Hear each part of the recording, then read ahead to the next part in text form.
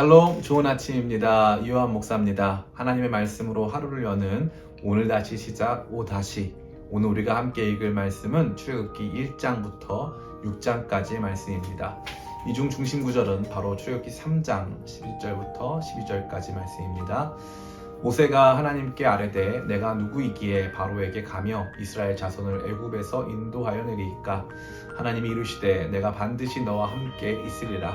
내가 그 백성을 애굽에서 인도하여 낸 후에 너희가 이 산에서 하나님을 섬기리니 이것이 내가 너를 보낸 증거니라. 오늘부터 시작된 출애굽기는 창세기에서 약속된 하나님의 언약이 본격적으로 성취되는 과정을 그린 책입니다. 1장부터 6장까지의 내용을 간략하게 생각해 보는 것이 유익할 듯한데요. 1장에서는 애굽 안에서 이스라엘 백성의 번성과 이에 대한 애굽의 억압을 그려주고 있고요. 2장에서는 모세의 출생과 성장 그리고 미디안 광야로의 도주가 나타나고 있습니다. 3장에서는 시내산에서 나타나신 하나님과 모세의 사명 이야기가 등장하고요. 4장에서는 애굽으로 내려가는 모세, 5장에서는 바로 앞에 서는 모세가 나타납니다. 6장에서는 사명을 재확인해 주시고 또 모세와 아론의 족보 이야기가 등장하고 있지요. 이러한 내용들 속에서 우리가 먼저 보아야 할 것은 하나님은 반드시 당신의 언약을 기억하시며 성취하신다는 사실입니다. 출애굽기 1장 7절은 이렇게 말하고 있습니다. 이스라엘 자손은 생육하고 불어나 번성하고 매우 강하여 온 땅에 가득하게 되었더라. 생육하고 번성한다는 것은 창세기 1장에서 하나님께서 인간에게 복 주신 내용이며 동시에 아브라함과 이삭과 야곱에게 주신 약속의 성취라고 할 수 있습니다. 그러기에 이 내용은 창세기 언약이 성취되는 모습을 그대로 보여주고 있는 것이죠. 출애굽기 2장에서는 더욱 명시적으로 하나님께서 당신의 언약을 기억하시며 자기 백성을 돌보심을 말해주고 있습니다. 2장 24절부터 25절까지 말씀입니다. 하나님이 그들의 고통 소리를 들으시고 하나님이 아브라함과 이삭과 야곱에게 세운 그의 언약을 기억하사 하나님이 이스라엘 자손을 돌보셨고 하나님이 그들을 기억하셨더라. 이러한 내용들을 비추어 볼 때 출애굽기의 전 과정은 하나님께서 당신의 백성들에게 언약을 지키시며 성취해 나가시는 과정이라고 할 수 있는 것입니다. 그렇다면 이 이야기가 우리에게 주는 영적 교훈은 무엇일까요? 바로 하나님의 약속이 우리의 삶 안에서도 성취되고 있다는 것입니다. 마치 이스라엘 백성들에게 하나님의 약속이 와닿지 않고 그분의 일하심이 느껴지지 않았을 때에도 하나님이 일하시고 계셨던 것처럼 하나님은 여전히 우리가 이미 그리스도 안에서 받은 구원에 합당한 사람으로 빚어가시는 그 약속을 지금도 성취해 나가고 계신 것입니다.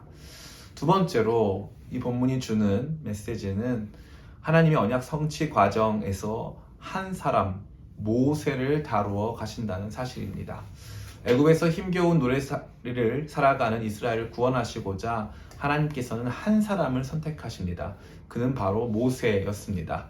그는 애굽 정부가 비밀리에 펼친 이스라엘 민족 말살 정책에서 기적적으로 살아난 인물입니다. 그는 그 어디에도 속하지 못한 사람이었습니다. 스스로를 히브리인으로 여기기는 했으나 인정받지 못하였고 나중에는 도망쳐 나와 나그네가 되었습니다. 그렇게 시간은 흐르고 그는 한 가정의 남편이요 아버지가 되었으며 광야에서 양을 돌보며 먹이는 목자가 되었습니다.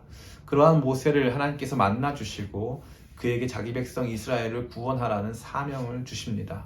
모세는 완고하게 나름의 저항을 합니다. 그러나 하나님은 포기하지 않으시고 결국 하나님의 말씀대로 그는 애굽을 향해 내려가게 되는 것이죠.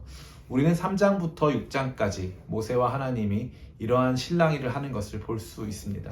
하나님께서는 이렇게 모세를 다루어 가고 있던 것입니다. 이것이 하나님께서 당신의 뜻을 성취하시는 방법입니다. 하나님께서는 각 사람을 다루어 가시며 각 사람에게 사명을 주십니다. 그러기에 우리에게 주어진 환경과 삶 속에서 경험하는 여러 가지 일들은 하나님께서 우리 자신을 다루어 가시며 변화시켜 가시는 과정이 되는 것입니다. 그렇다면 그 과정의 끝은 무엇일까요? 그 과정의 끝은 바로 자기 백성을 구원하는 것입니다. 우리는 언제나 이 부분이 마음에 걸립니다. 나 혼자라도 구원받으면 다행인데 우리 같은 사람들을 통해서 하나님이 타인을 혹은 여러 사람을 구원하신다는 것이 믿기지도 않거니와 도리어 부담스럽기까지 한 것이죠. 그런데 이것이 어떻게 가능합니까? 그런데 흥미롭게도 이것은 정확히 모세가 반응한 내용과 같습니다. 모세도 우리와 똑같이 생각했습니다. 똑같이 저항했고 똑같이 그 부분에서 부담을 느꼈습니다. 그러나 그러한 모세에게 하나님이 이렇게 말씀하시죠. 내가 너와 함께 가겠다. 하나님이 이르시되 내가 반드시 너와 함께 있으리라. 내가 그 백성을 애굽에서 인도하여 낸 후에 너희가 이 산에서 하나님을 섬기리니 이것이 내가 너를 보낸 증거니라. 이와 같이 하나님은 모세의 삶을 사명자로 빚어가시며 이스라엘을 향한 당신의 뜻을 성취하십니다. 그리고 그 과정에서 주시는 약속이 있는데 그것은 바로 함께 하심입니다. 함께 하심. 내가 너와 함께 하겠다라는 약속을 주신다는 것이죠. 이것은 예수님도 동일합니다. 마태복음 28장 18절에서부터 20절에 제자들을 보내시며 세상 끝날까지 항상 함께 하시겠다고 약속하지 않으셨습니까?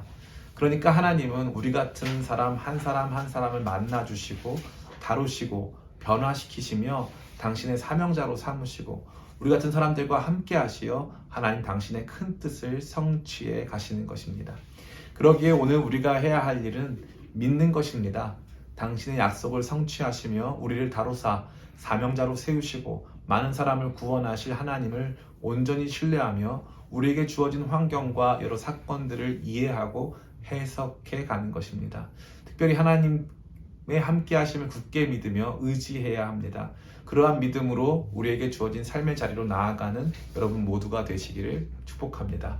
오늘도 이 말씀과 함께 힘차고 기쁜 하루 되세요. 오늘 다시 시작. 다시